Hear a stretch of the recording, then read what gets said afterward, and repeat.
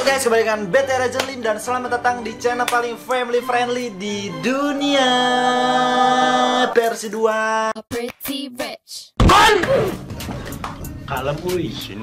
Shit man.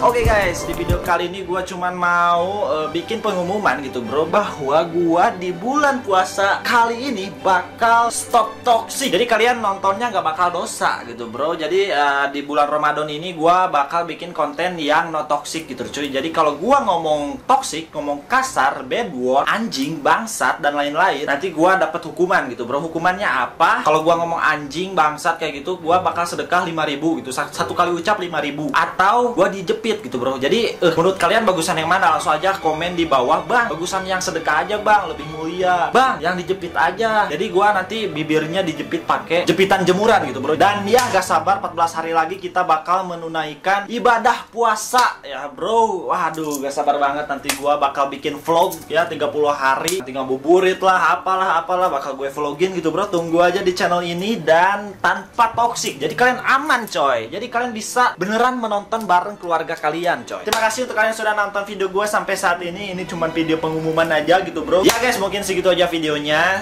Stay soft gang. Thank you yang udah nonton. Follow Instagram gue Dennis Sandika. Mungkin segitu aja videonya. See you next video and peace out.